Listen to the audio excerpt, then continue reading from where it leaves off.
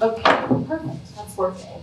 Hello, thank you all for being here today. So I'll be talking about something that doesn't get talked about a lot in science, and that's how we do science. So I bet most of you have at some point in your life seen a butterfly, perhaps nectaring on a flower, like this one here. But have you ever stopped and taken a closer look at the incredible colors and patterns and detail that we see in butterfly wings? All of these colors and patterns are the product of evolution. Oops. Even in Nebraska, we see incredible diversity and precision and complexity in the butterflies that are native to this area. The reason that we see this level of diversity and complexity is because all of these patterns and colors change over time as environments change and new ways for outsmarting predators become available. Birds are the main predator, or one of the main predators for butterflies, and the choices that birds make when deciding what to eat drive this evolution of diverse butterfly colors. Some butterflies evolve bright, flashy colors in order to warn predators of their chemical defense. Others pursue different strategies like camouflage, like this butterfly here, to hide from predators. Another strategy used by butterflies is mimicry. We see this a lot in nature, where toxic butterflies will evolve these complex warning colors to signal to predators that they are not edible. And then mimics will evolve to look like those defended butterflies in order to piggyback off of that protection that they get from predators. So understanding how mimicry like this works is a really interesting and exciting area of research today. And understanding how we get these beautiful bugs, how they evolve.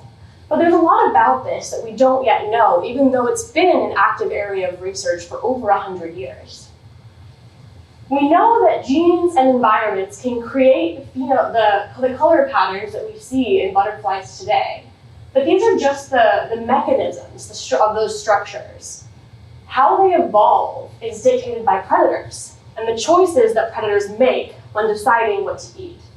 Predators are agents of natural selection. So how can we study what predators know about their prey? And how can we understand how predators use that knowledge to decide what to eat and what not to eat?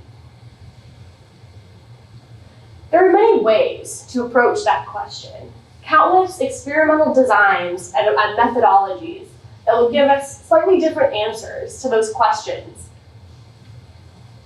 Because the methods that we choose create the science that we produce.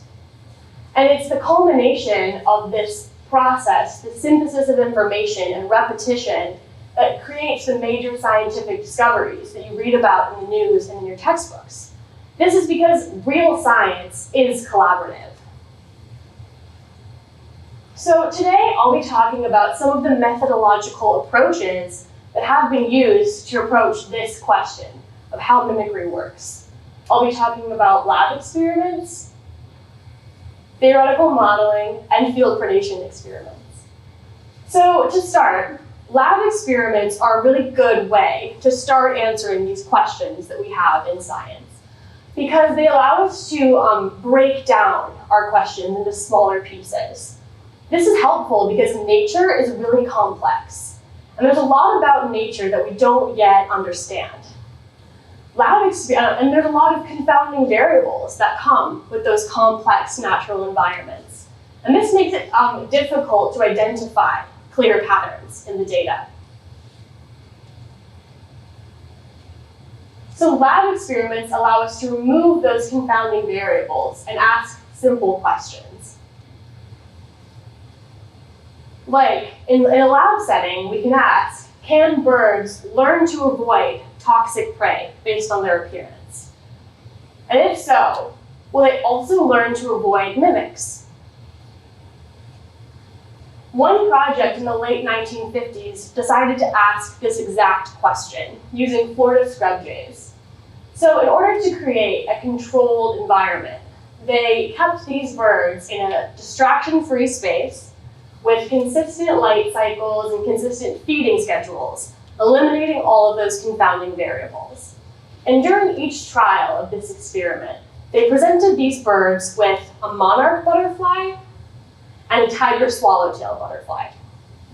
Over the course of this experiment, it became very clear to these birds that these tiger swallowtails were perfectly edible, but these monarchs were highly toxic. In fact, not a single bird was able to eat a monarch and keep it down. Hence this photo that is named the barfing blue jay. So it's very obvious from this experiment that these birds ate 100% of the tiger swallowtails, the edible butterflies presented to them, and they ate none of the monarchs. Okay, this is really exciting because this is definitive, clear evidence that birds can learn to associate wing patterns with toxicity and reject those toxic prey based on their appearance. So, now that we've shown that birds can learn to avoid those toxic monarchs based on their appearance, will they also avoid the mimics? In order to answer the second part of the question, they started adding the viceroys into the mix. So the viceroy is a naturally occurring mimic of the monarch butterfly. And as you can see, these two butterflies have very similar color patterns. The main difference is this black line on the hind wing of viceroys that we don't see in monarchs. So much like our tiger swallowtails, these viceroys are completely edible to these predators. But we see that the predators avoided them just as they did with the monarchs. You can see here that the predators ate 100% all of the tiger swallowtails presented to them. And they didn't eat a single monarch, and they only touched or killed 13%. The rest were completely avoided. Similarly, with the viceroys, they only touched or killed about 12.5%, and the rest were completely avoided. These butterflies are completely edible, and the birds didn't even try to eat a single one of them. So, this shows us that birds can learn to associate wing patterns with toxicity and reject both toxic and mimetic prey based on those warning colors. So we've shown that in a controlled setting, mimicry can work. But does mimicry still work when we bring back in all of those confounding variables that we eliminated in order to ask this question? Well, we can explore that using theoretical models. So theoretical models allow us to consider how confounding variables may change the patterns that we see in nature. We bring those back into the equation.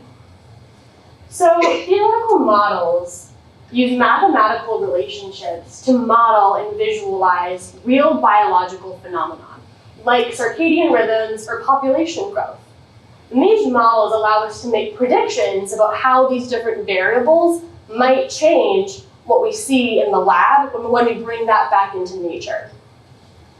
So even if you haven't taken a math class in a long time, I bet most of you remember y equals mx plus b. And if you don't, this is a really basic linear model that is used to predict like linear cause and effect kind of relationships. This y equals mx plus b model is the basis for this larger model that's used to predict how different factors impact the effectiveness of mimicry in natural environments. So taking a closer look at this model and breaking it down. Oops. Okay, so say that we have a population of butterflies, and we want to have like a population of mimics in that community. Let's call that number of mimics x. Okay, there we go. Okay, there we go. Oops, whatever. And then say that we want to know how many of those mimics get eaten by predators. Let's call that y. So considering no other variables, just these two numbers, you can predict that y will equal x. that the number of mimics eaten is equal to the number of mimics available. But we know from our lab experiment that the presence of a toxic butterfly that butterfly mimics might decrease the number of mimics that we would expect to get eaten. Let's call that number of toxic butterflies Z. So when we add Z into the equation, we would expect the presence of that toxic butterfly to decrease the proportion of mimics that get eaten. And as that Z value increases, our Y value decreases. The number of mimics eaten decreases. So that this is a really simplified model, and we can incorporate more factors into it in order to account for more variables to make our models more realistic. One of those factors is something called the toxicity spectrum. So this idea is that how effectively birds learn to avoid toxic prey may depend on how toxic those prey are. Because something that is mildly toxic might not elicit the same avoidance in a predator as something that is extremely toxic. In nature, toxicity isn't black and white. It occurs along a spectrum like this. And we can incorporate this idea of a toxicity spectrum into our model by including a variable to represent that cost of eating a toxic monarch butterfly. Similarly, edibility also occurs along a spectrum. Edibility isn't black and white. Not all things are equally nutritious. So something that is mildly nutritious might not elicit the same desire in predators to go after it as something that is extremely nutritious. We can incorporate this idea into our model as well by including a variable to represent the benefit that predators get from eating the viceroy mimics. So when we look at this model, we can see that as you increase B, as the benefit of eating a mimic increases, the proportion of mimics that get eaten also increases. And when we look at C, when that cost of eating a toxic butterfly increases, the proportion of mimics that get eaten decreases. So we don't necessarily need math in order to visualize these simplified relationships. But when you bring these two models together, we can identify the points when the benefits outweigh the costs. When the benefits of eating a mimic butterfly outweigh the cost of eating a toxic butterfly, mimicry won't work. So we can use these kinds of models to make predictions about how this toxicity spectrum will impact how effective mimicry is in natural environments. So in addition to this toxicity spectrum, another variable that could impact the survival of these mimics in nature is their relative frequency of toxic butterflies to mimetic butterflies. So there we go. Okay, so as an example of this, let's say that we have a population where our toxic butterfly is very common, but our mimic butterfly is very rare. And we have a predator that samples in this population. When they do that,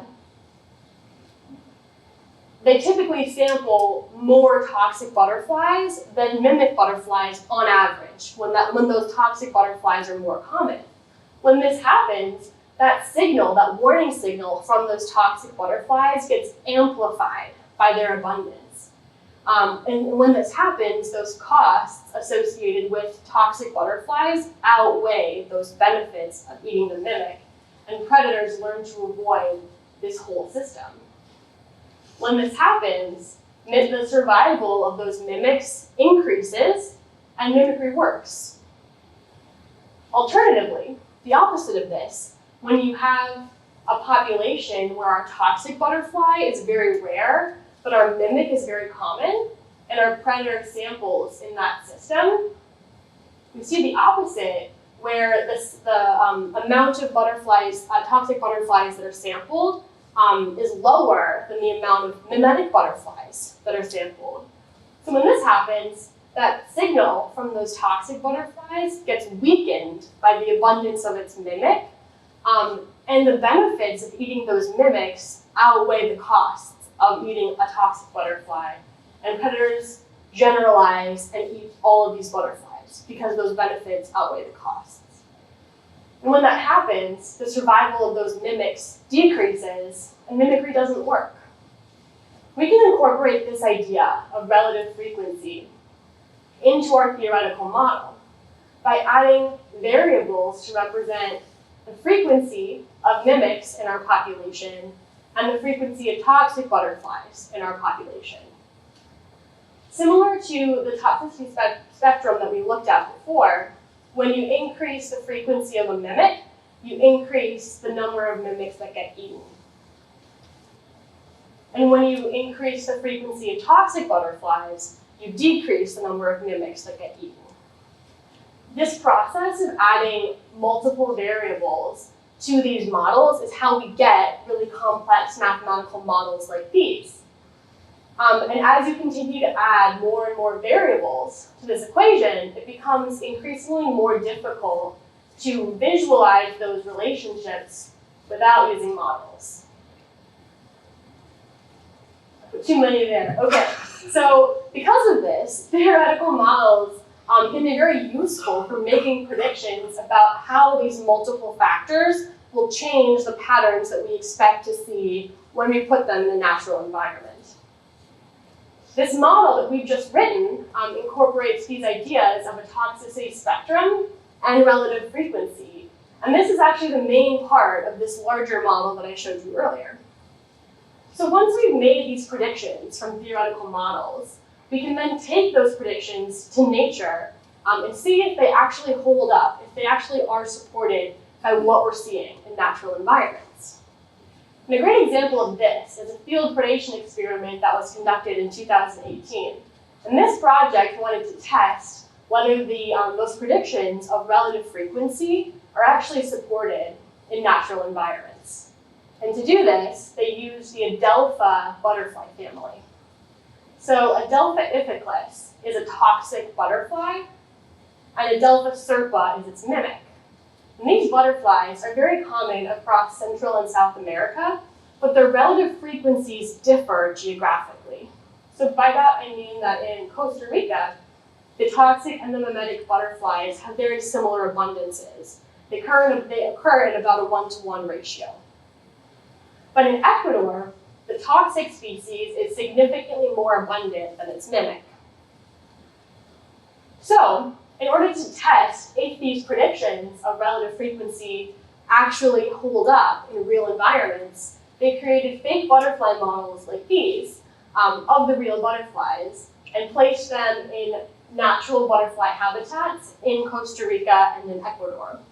And in order to assess which butterflies predators were trying to eat, they recorded bird attacks like these in order to show which ones the birds were trying to eat.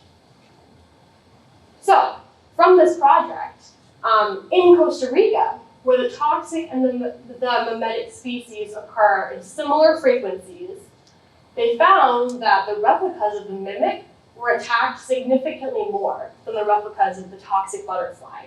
Because in this situation, the cost of attacking those toxic butterflies does not outweigh those benefits of using that mimic as a food source.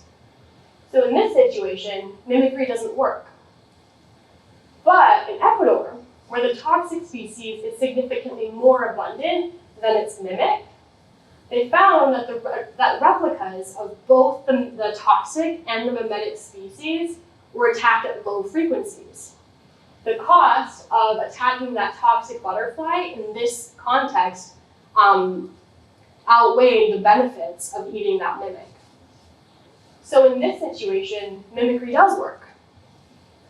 So this project showed that we can actually use these kinds of theoretical models to accurately predict when mimicry is effective and when it's not in natural environments.